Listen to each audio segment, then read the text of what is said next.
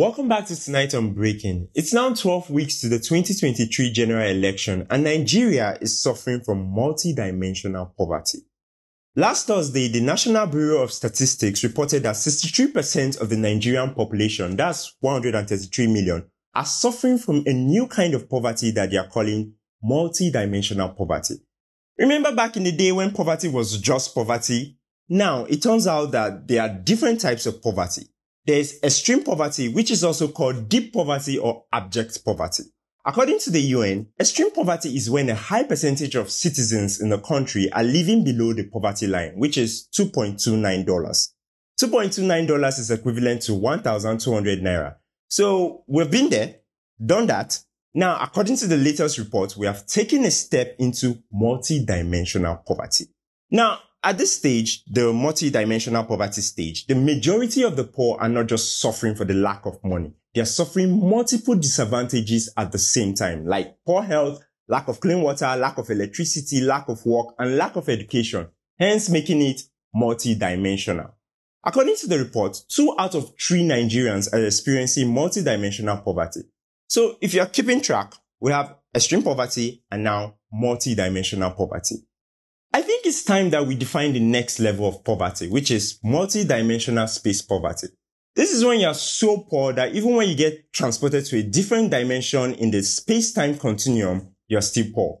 You're poor on Earth, you're poor on Mars, you're poor next year, and even if you travel back in time, you're still poor. You're poor in 3D, even your 2-dimensional hologram is poor. You're just poor.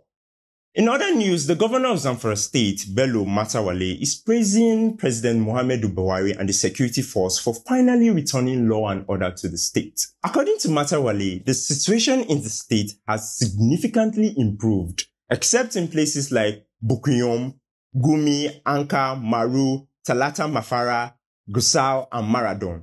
There are a total of 15 local governments in Zamfara State. The governor of the state listed 7 of them that are still at risk for terrorism.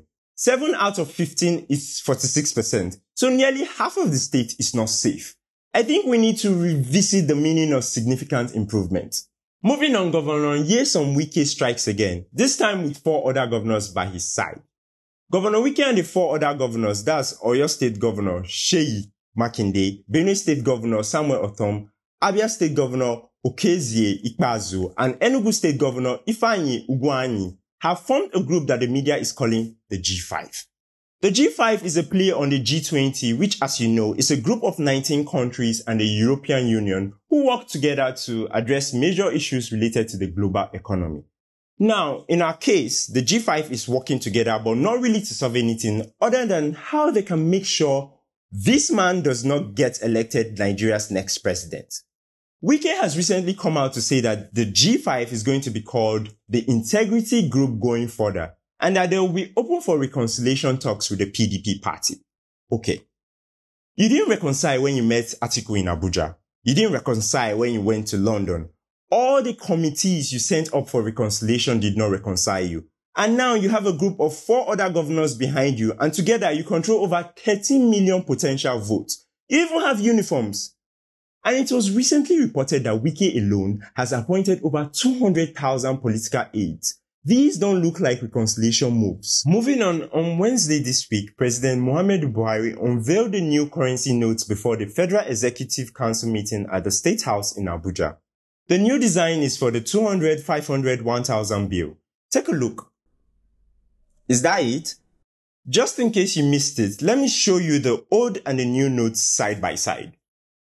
I was expecting something innovative, but all they did was change the color palette. The new design looks as if someone at the CBN found out about filters and decided to play with it. And exactly how much did this new design cost? I think we need to see which consultants were paid to come up with this one, and we need our money back. The justification that CBN gave for the redesign is that it's supposed to reduce the prevalence of counterfeit money. Really? So they don't sell blue dye at the market? That's all on Tonight on Breaking. My name is Iwodi. Election is coming very close. What do you think of our different presidential candidates? What are your thoughts on the upcoming election? Leave your comments below and don't forget to pick up your PVCs. Thank you.